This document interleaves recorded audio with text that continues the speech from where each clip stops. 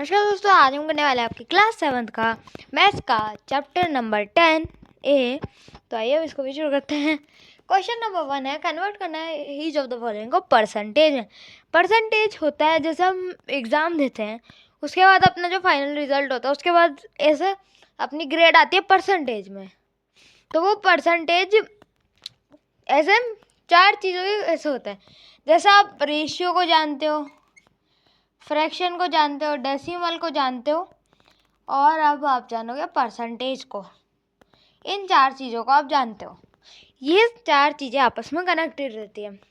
जैसे आप फ्रैक्शन से ही डेसिमल बना दोगे, फ्रैक्शन से ही परसेंटेज बना दोगे, फ्रैक्शन से आप रेशियो बना दोगे, रेशियो से फ्रैक्शन बना दोगे, फ्रैक्शन से ही बना दोगे, ऐसे रहता है ये।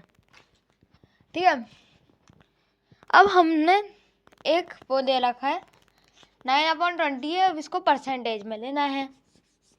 तो उस परसेंटेज में लेने का मतलब होता है इंटू 100। ठीक है, ये करो, आएगा आपका 5, आया 45।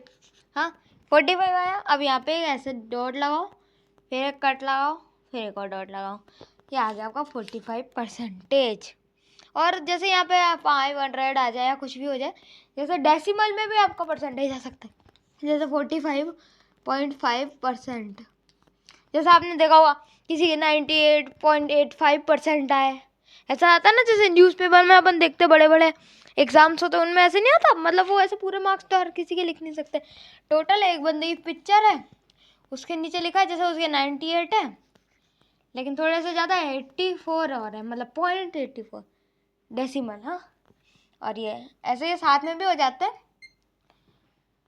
लेकिन ऐसे भी लिख सकते हैं, मैं यूँ बता रहा हूँ। और यहाँ ऐसे 500 या 200 ऐसे आ जाए तो टेंशन नहीं लेनी, इसको परसेंटेज में कन्वर्ट कर देना। मैंने बताया कि सारे कॉलम में तो ऐसा नहीं है कि आप ऐसा मिक्स करके नहीं लिख सकते, हो जाता है। और फ्रैक्शन में भी लिख नहीं सकते। तो बढ़ते नेक्स्ट क्वेश्चन की तरफ। तो अब हम देखने वाले क्वेश्चन नंबर 2 का पार्ट नंबर 3। तो आइए देखते हैं। अब 26/3% है, ठीक है। अब परसेंटेज को अपन को वापस फ्रैक्शन में या किसी में भी आप लाना चाहो, डेसिमल में लाना चाहो ला सकते हैं। तो लाना है, तो अब इसमें हमने पहले क्या किया था, इंटू 100 किया था। ठीक है, इंटू 100 किया था परसेंटेज बनाने के लिए। उसी प्रोसेस को उल्टा करेंगे। कैसे करेंगे, जैसे पिछली बार अपना अभी अपन ने जो क्वेश्चन किया था उसमें आया था 45%। हाँ, ये आंसर आया था। अब देखो 9/20 कैसा है, इसको देखो 45/100 कर दो आप, परसेंटेज हट गया। अब इसको काटोगे 9, इसको काटोगे 20, 9/20 ऐसे आया। ठीक है,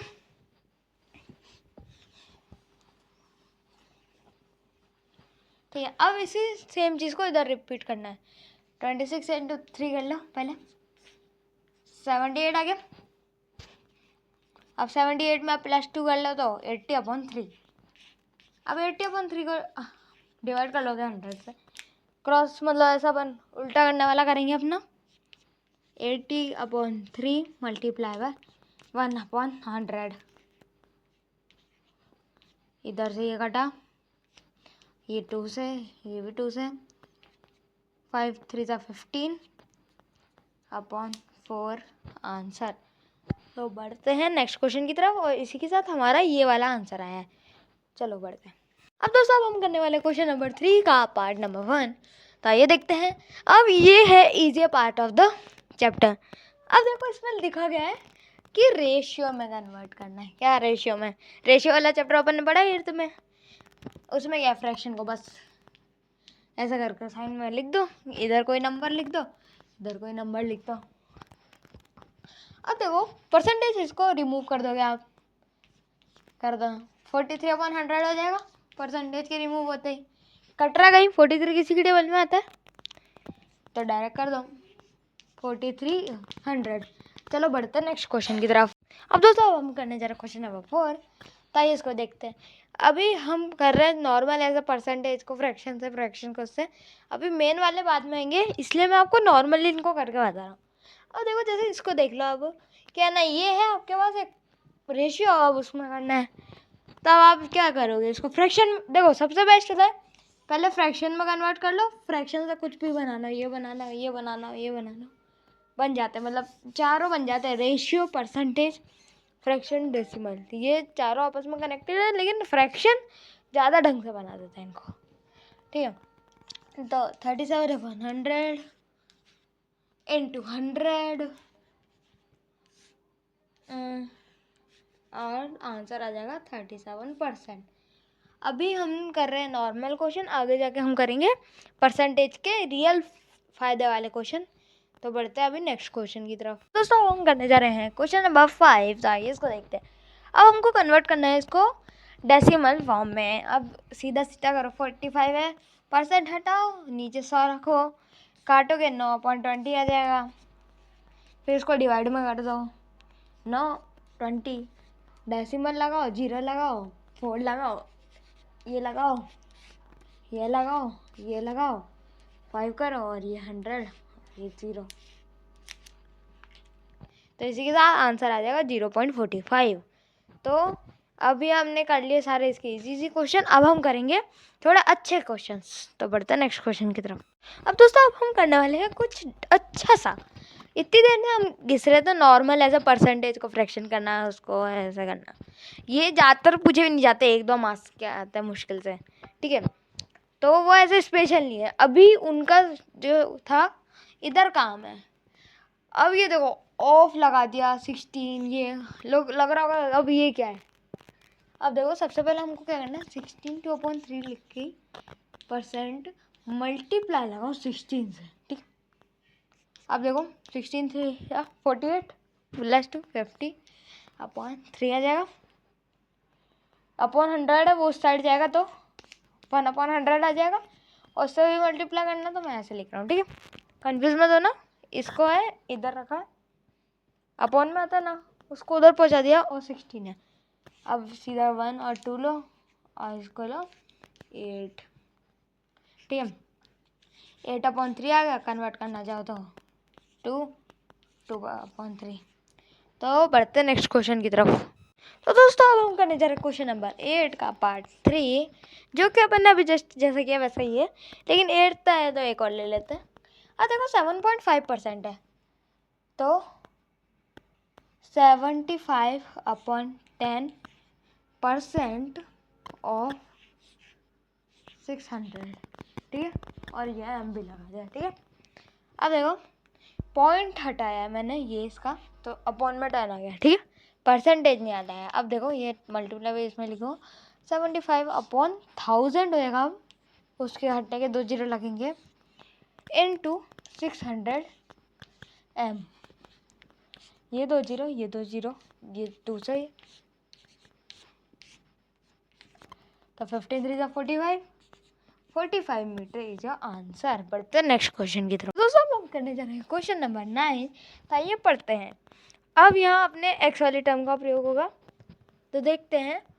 find the number whose 13% is 65। अब ये ध्यान से पढ़ना, लोग ऐसा करने लगेंगे 13% ऑफ 65, और जो मैंने अभी पहले बताया था वो करने लग जाएंगे। तो ऐसा हमें नहीं करना है। क्वेश्चन को ढंग से पढ़ो। फाइंड द नंबर, वो नंबर फाइंड करना है जिसका 13%, मतलब उसका आंसर 65 है। 13% जब उस नंबर का निकाला तब 65 आया, यूं। अब देखो 13% ऑफ x होगा, जो कि इक्वल है 65 के, ठीक है। तो 13/100 हो जाएगा, मल्टीप्लाई x हो जाएगा, 65 आएगा आंसर। तो x को इधर करो 65 इंटू रेसिप्रोकल कर देगा 100/13, 13 5 सा, और ये आ जाएगा 500। तो इसके साथ 500 का 13% आप निकालोगे तो आ जाएगा 65। बढ़ते हैं नेक्स्ट क्वेश्चन की तरफ। तो दोस्तों अब हम करने जा रहे हैं क्वेश्चन नंबर 11। अब आइए देखते हैं। अब what amount is 10% more than 90। अब क्वेश्चन ढंग से समझना। अपन ने जो पहले एक्स वाला किया था वो उसमें अपने बहुत सारे क्वेश्चंस क्लियर हो गए थे, बट मोर देन 90 ये थोड़ा डिफरेंट है। कैसे? यहाँ आपको एक्स का काम बिल्कुल नहीं है। देखो आपको क्या करना, मोर देन 90। चलो पहले क्या करो, 10% ऑफ 90 निकालो। सबने निकाल लिया होगा, निकाल के बता देता हूँ तब भी। 10/100 मल्टीप्लाई बाय 90, तो ये आ गया आपका 9। ठीक है, अब 90 से ज़्यादा चाहिए, 9 आया आपके पास तो प्लस कर दो ना, 90 प्लस 9 इक्वल 99, 99 आपका आंसर है। ठीक है, एक तरीका और है, लेकिन वो एग्जाम में काम मतलब आपको याद तो रहेगा पर आप भूल सकते हो, कुछ को तो समझ भी नहीं आएगा। देखो जिनको नहीं समझ में आया वो तो यही करना, एक बार वो तरीका भी आपको बता देता हूँ जिससे आपके कंफ्यूजन नहीं रहा।